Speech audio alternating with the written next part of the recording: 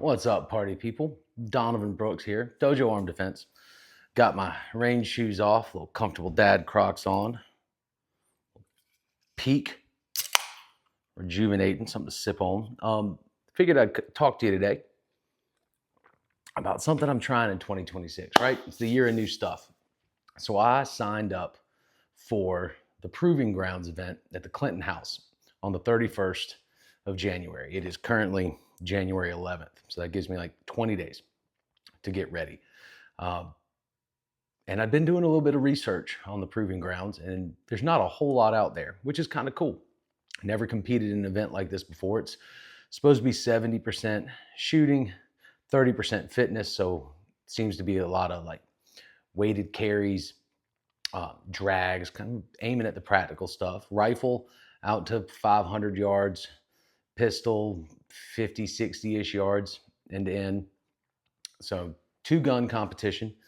And I haven't done anything like it before, right? I've done some pistol rifle competition, but still in the style of USPSA, and USPSA has been what I've participated in the most. And prior to COVID, I'd run a lot of obstacle course races, and so I looked at this and I was like, man, I haven't done any of the physical stuff. Proving Grounds seems like it'd be a lot of fun, and I hear it's a great way to shake out some of your gear and see how all the stuff you have works. And I figured I would make a little video series on what it's been like to get ready, how I'm going to prepare for this, and then an after action report. So if anybody in the future is thinking about the Proving Grounds, hopefully this video series will help them out, as well as document whatever madness I'm getting myself into. So that's kind of the goal. I'm looking at a little video series here in which we'll cover a couple things. So I'd like to cover some of the gear I'm going to be using, firearms, and that wise, look at some of the fitness prep and the firearm training, live fire and dry fire. Talk a little bit eventually about the clothing selection, because this is a rain or shine event. And in January here in South Carolina, it could be cold and wet or snowing, or it could be, it could be beautiful, 70 degrees. Have no idea. And like I said, some day of video, should hopefully be able to get that depending on what the stages are set up like. And then, an after action report, kind of let you know how everything went.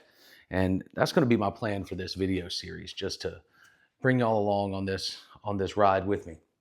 So I got 20 days. I signed up for the elite division because why not? That seems the one to go to. I'd rather get my butt kicked with the big dogs than not. So that's the plan. And I figured, in addition to all that, I'll break down first what right now currently I'm planning on running in terms of firearms and support. And we'll see how this shakes out later on as it gets a little closer to the event day and I have a better idea what the weather is. That's when I'll be doing the clothing and other support gear.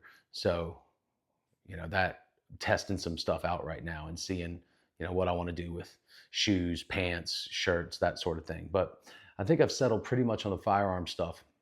I haven't bought anything new. My theory is I'm going to run what I got, see what problems exist, and then try and modify that depending on the results. So not going to go out and spend a bunch of money. I think, as Mark Smith with JBS Training says, just run what you got and see how you do with it. And don't just buy your way back. It doesn't necessarily have to be super expensive to go and get these. You don't have to buy everything all at once. So I have all this sitting around at the house. And so I put it together and we'll see how things run. So with this particular event, you got to have a 15-pound plate carrier. I'll be running this T-Rex AC1. It's slick, and I'll plan on running it slick down.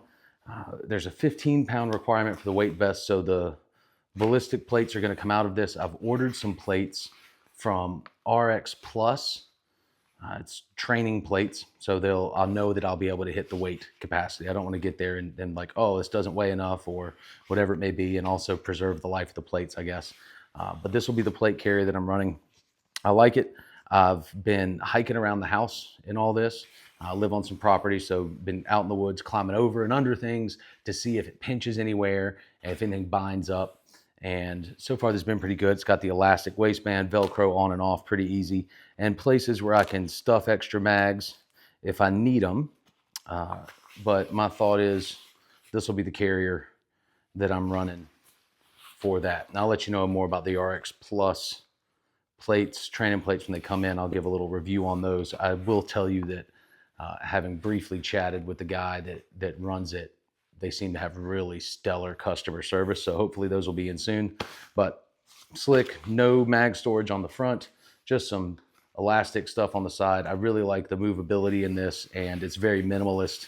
So hopefully won't get hung on much. Now, the question might be then, what are you going to do if you need a bunch of extra magazines?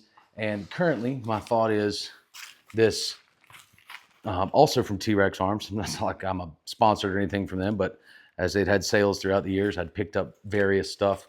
I have this chest rig, and it holds 3 mags in the front, also has the same elastic compartments on the side, that if I need extra mags, I'll just throw this on over the top of my plate carrier. Like I said, I've been hiking around with that, testing it out. It works well, stays in place, and this will let me have them, access to them or not, depending on what the stage requires. So instead of going ahead and with a plate carrier that has all the mag storage on the front, if I need to go prone, it's there holding me up off the ground. My thought is just to run this chest rig over the top of the plate carrier and see how that works out.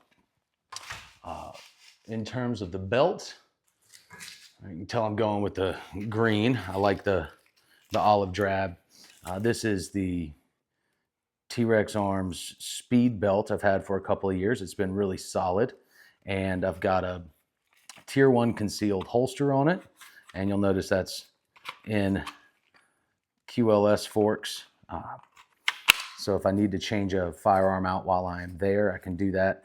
Got to run a level 2 retention with this. My guess is that's because of the movement, to make sure that you don't lose your firearm when you're running around in the woods and shooting stuff. So level 2 retention from tier 1 concealed, little thigh strap to hold it in place. First aid kit, obviously. Got to have one of those, little IFAK. This is from North American Rescue. Got to love NAR stuff, so everything I need in that. Dump pouch, this is also from tier 1. And I'm planning on running 2 rifle and 2 pistol mags on the belt. I think some of these are Safariland holsters on the, or Safariland mag pouches on the rifle mags, and these might be T-Rex Mars carriers, I believe they are, for the pistol mags. And that's the belt. I believe I can run all the stages with just these magazines, which is why chest protector's separate. I think that would be enough. Depending on what the stage requires, I might or might not plus up with the little chest rig, but this is the idea for the belt system. Just keep that real simple. And like I said, all that was together. I add and take these off depending on what I'm doing. I like the little clips on the back, so I'll put all of those on there and run that. When it comes to the rifle, and this is where people get geeked out, I'm not going to go over every little tiny detail with this rifle, but if that's something you eventually want me to do, then put that in the comments down there. Hit like, share, comment, like, we want more detail on your rifle. But this is the one I'm going to run. It's a BCM upper, suppressed with a Silencer Co. Omega 36M. I'm running 2 optics on this, a LPVO, it's a Vortex